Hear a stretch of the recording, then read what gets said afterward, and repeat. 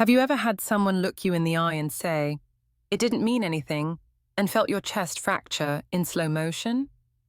That's how I felt 6 months ago, when Claire, my collaborator, my girlfriend, my co-writer, looked at me across our cluttered writers' table, shrugged, and dismissed the one line that had changed everything between us. We were in mid-draft on the play we'd co-written, a dark comedy about two lovers who keep staging apologies in a rented cabin. I'd just suggested a scene where one character's infidelity gets revealed through a misdialed voicemail, and Claire had paused the session, her voice flat as she said, "Jason's text didn't mean anything." I had stopped the red pen mid-stroke. "What do you mean?" I asked. She looked at me as if I'd insisted on rewriting Shakespeare. "He said the affair was just a fling. She overreacted. It didn't mean anything." If you've ever loved someone enough to give them the ending of every sentence, you know the sting of those words. Nothing could have prepared me for the spark that ignited in my chest when I realized that nothing at all, did indeed have the power to be everything. That tiny dismissive phrase held the seeds of betrayal, the shape of heartbreak, the whiplash of disbelief. It was a gift, a grotesque, beautiful gift, that demanded I turn it into something that would crack the world open. I remember staring at her, the overhead light catching the amber wisps in her hair. The cafe around us hummed with clatter and jazz. Our stack of legal pads, science fiction anthologies, and half-drunk lattes formed a barricade between us. I could taste the tang of betrayal on my tongue, like spilled wine on a white tablecloth. And in that moment, I thought, if nothing means nothing, then I will make it mean millions. We met in graduate school, where she studied dramaturgy, and I studied creative writing. Our first date was at a rundown theatre, showing a revival of Waiting for Godot. We laughed when the characters kept failing to fulfill their promises, and by the end of the play, we were holding hands in the dark, sharing a soggy popcorn bucket. We believed then that art could contain our most honest confessions, that scripts were the purest form of communication. After we graduated, I landed a job at a small indie production company. Claire freelanced as a dramaturge. We moved in together, our apartment a riot of bookshelves, half-built set models, and coffee mugs declaring, "The show must go on." Every evening we'd read drafts aloud, critique each other's characters until our voices were hoarse. We thought we were building something lasting, our shared voice, our shared dream. Then came the text. We were tacked into separate hotel beds on a week-long writing retreat in coastal Maine. I was tossing and turning, haunted by a scene that refused to resolve itself. My phone vibrated at 2:37 a.m. on the nightstand. Bleary-eyed, I read his message. "Hey Jess, about Tuesday. I'm sorry, it didn't mean anything. Jason, our roommate for the retreat, the guy who'd gotten Claire that freelance gig with the regional theatre. He was him. It was their one-night stand in the drawing room when I'd fallen asleep researching voice actors. Tuesday was the day before, when I'd congratulated her on finishing the script for our cabin drama. I stared at the screen, as if it were stained glass. The words glowed. It didn't mean anything, as if cheating could ever mean less than everything. I texted back, "What am I supposed to do with this?" But she'd already fallen asleep in her room, phone under her pillow. The next day, the retreat's common room was a tableau of productivity. Writers plotting shot lists, directors in animated huddles, interns fetching iced lattes. I pretended I was fine, poured my coffee, flipped through my notes, but every word I read jumped like fish in a net. Claire breezed in at noon, radiant in her Maine sweatshirt.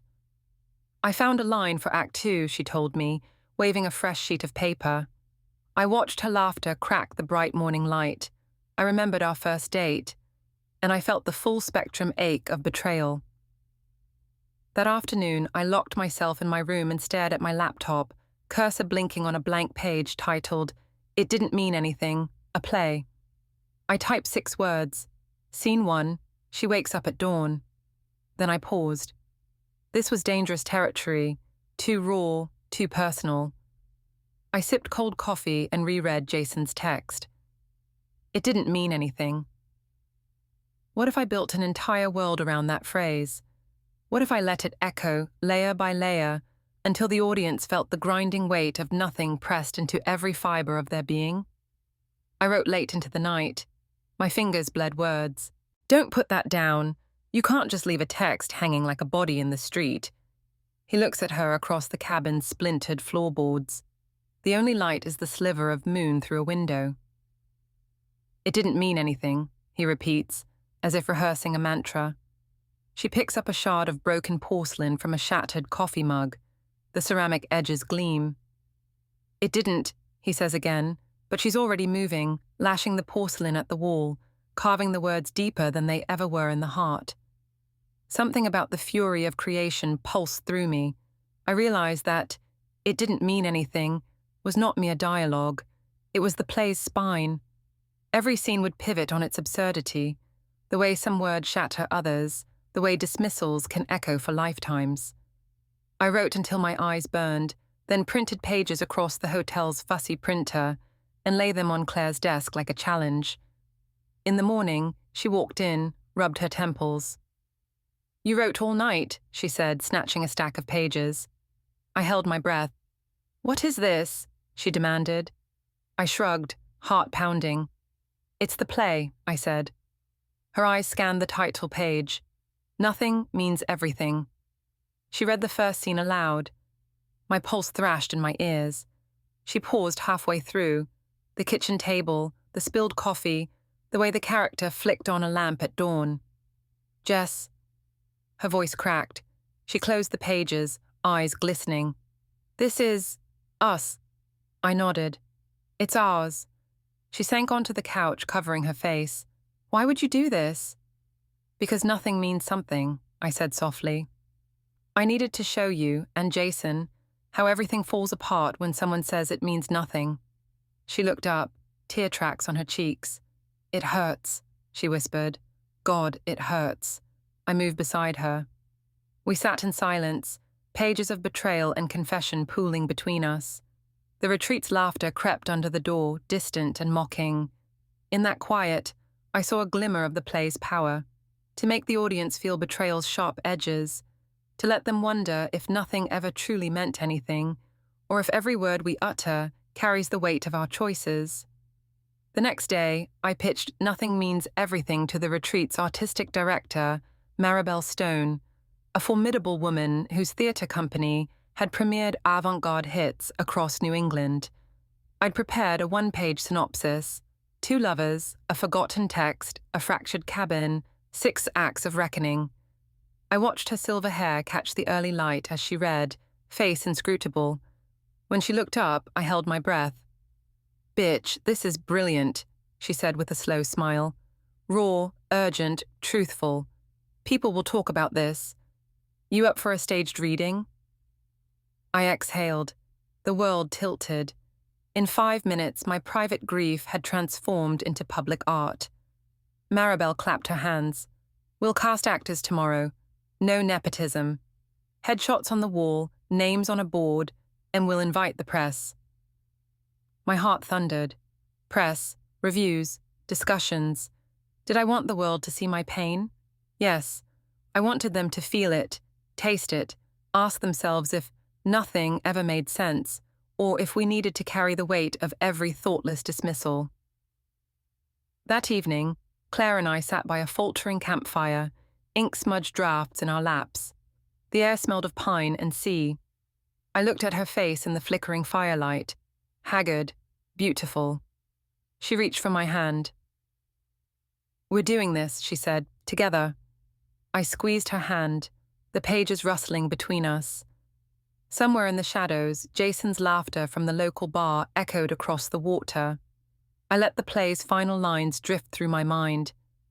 When nothing means everything, every silence screams. And I knew we were about to scream it on stage, before a crowd that didn't yet know they'd been betrayed. I arrived at the downtown playhouse on a brisk November morning, clutching my worn script like a lifeline.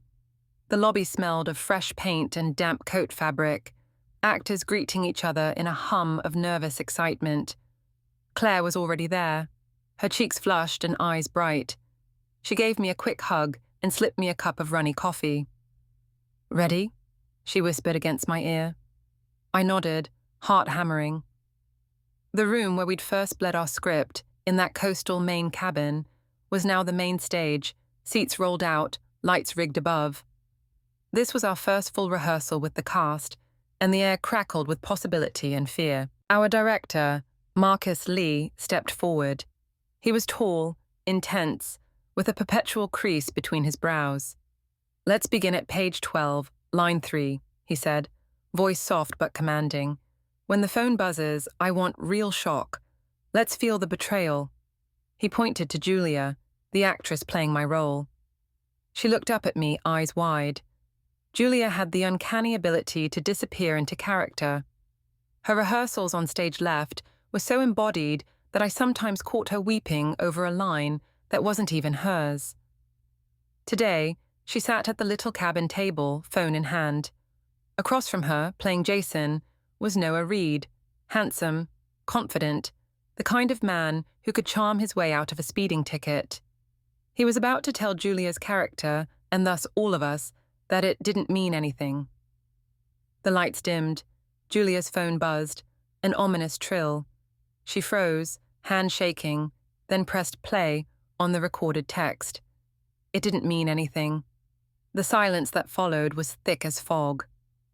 Julia's face collapsed, her voice a ragged whisper. "You said it was just a fling, that She choked. Noah waited, eyes downcast, then offered her a half-hearted apology. On stage, time stretched. Off stage, I held my breath, transported to that hotel room in Maine. When Julia finally looked up, tears streaming, her grief roared through the theater like an electric current. I realized everyone in the room was holding their breath too. "Cut," Marcus called. The spell shattered, actors blinking back into daylight. "That was it," he said, voice hushed. "Pure. We'll work it again tomorrow." Julia slumped off her stool. Noah approached her, concern on his face. "Are you okay?" he asked. Julia nodded, dabbing her eyes. I followed them off stage, heart still racing. Claire caught my eye and winked. We'd captured the moment where nothing became devastatingly everything. That afternoon, we gathered around a long folding table for a design meeting. Our set designer, Marisol, unveiled scale models of the cabin interior. Rough-hewn walls, a single window framing a storm-tossed sea backdrop, and flickering LED lanterns overhead. She gestured at the middle of the floor, where a trapdoor would open, symbolizing the heart's fissure. "I want the audience to feel they're in the wrong place," she said. "Every creak, every shadow should echo betrayal." I nodded, adrenaline still pulsing. The clammy scratch of betrayal had become our creative oxygen. By late afternoon, we moved into a press invite rehearsal, a tiny audience of journalists, local critics, and a handful of theatre students. The hushed hush settled over the seats as Julia and Noah delivered the same scene. I watched from the back row, past the soundboard, hearing the collective gasp when Julia's character cracked. The largest theatre blog, Stage Door Weekly, had an intern scribbling notes furiously. I felt a thrill of pride and a jolt of discomfort, realizing my private pain was now public spectacle. Afterward, the critics lingered for feedback. One reporter asked, "What inspired the raw emotion? It felt so real." Claire, ever the diplomat, said, "We tapped into universal heartbreak when words meant nothing but wound everything." I added, "Language is a weapon. Sometimes silence speaks louder." Her eyes flicked to mine, acknowledging the personal truth behind the poetry. That evening, Claire and I slipped into a quiet booth at our favorite dive bar. We raised dark beers and a toast. "We're actually doing it," she said. "Nothing means everything has wings." I smiled, but the triumph tasted bittersweet. Over our drinks, we planned the official press conference next week, the casting announcements, and the crowdfunding push to produce a professional run. We even discussed streaming the performance for remote audiences, dubbing it the first viral play. Plans piled up like bills on a kitchen counter, all demanding heart and stamina. Weekend arrived, and with it, a brief reprieve, a workshop for actors to explore improvisation within the play's emotional landscape. Julia and Noah led, engaging understudies in extemporaneous scenes, a betrayal told through dance, a reconciliation via puppet theatre. I slipped into the back row, marveling at how the play's spark had ignited creativity in every department. It felt like a festival of catharsis, artists finding fresh angles on our singular line. It didn't mean anything. The laughter and tears blended into something transcendent. Then came the moment I'd feared, a surprise attendance by Jason himself. He'd texted Claire that he wanted to show support. She'd hesitated, then agreed, believing in professional closure. At first, I refused to attend that late Tuesday rehearsal, but curiosity, that old beast, pulled me in. I entered the theatre with the lights up, crashing into a wall of anticipation. Jason sat front row, mask on, eyes fixed on the stage. My throat seized. I'd spend the next 2 hours watching the reflection of his betrayal, embodied by actors far more articulate than I could ever be. He watched their every tremor, nodded at my lines, perhaps realizing how his words had sounded in Julia's voice. After the final scene, as actors took their curtain calls, Jason lingered. The house emptied, and I walked on stage to the empty seats, spotlight hot on my face. I saw his silhouette in the back. My voice came steady. This play was born of one sentence, one text that cut a universe of meaning from our lives. If you think nothing means nothing, let me show you what happens when it means everything. I heard his breath catch. I didn't call his name. I didn't need to. He knew the lines inside out. Later, I led him backstage. Claire hovered in the wings, face tense. Jason's eyes met mine. I'm sorry, he said, voice rough. The words felt small against the cavernous set pieces. I swallowed. You spoke a sentence that echoed across our lives, I said. This is what it sounded like. I gestured at the stage, the trap door, the black velvet curtains. You wrote to play with your betrayal. He closed his eyes, shame final as a toll. Then he nodded. I accept whatever you decide. I let the moment hang, then said, part of this play is about resilience. Watch the full run. Maybe you'll learn why nothing never means anything. I stepped away, leaving him alone with our artifice. 2 weeks later, when we opened on Main Street's smallest proscenium, the box office boasted sold-out signs for every performance. The social media blitz, hashtags like #nothing means everything and #viral play, turned our indie piece into a cultural conversation. Local influencers live-streamed the lobby, calling it theatrical alchemy. Lines snaked around the block as theatergoers queued for network specials.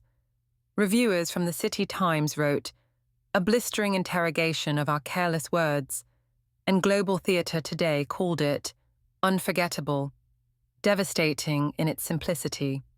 Each night, the audiences arrived with tears and laughter. I watched faces in the darkness, siblings clutching hands, couples holding each other too tight, solo patrons blinking back first brushstrokes of betrayal. On opening night, after the final bow, I returned to the stage alone. My heart pounded as I whispered into the empty auditorium. If nothing ever means anything, then we are all still waiting for something real. The clap of applause that followed felt like thunder rolling through my soul. Validation not just for our script, but for the truth we'd bled onto those boards. In the days after opening, Claire and I sat for a joint interview with a national arts podcast. The host asked about our creative process. Claire spoke of dramaturgy and collaboration. I spoke of betrayal and transformation. The rawest art, I said, comes from the heart's wounds. Claire reached across the table and squeezed my hand, for balance, for solidarity, for love that meant everything. Now, as I step off that stage each night, I carry with me the echo of one small text and the knowledge that a single phrase, "It didn't mean anything," can become a universe of meaning when you dare to turn it into a story that millions will share. Part 2 ends here, but our play lives on, proof that in the theatre of human emotion, nothing is ever truly nothing.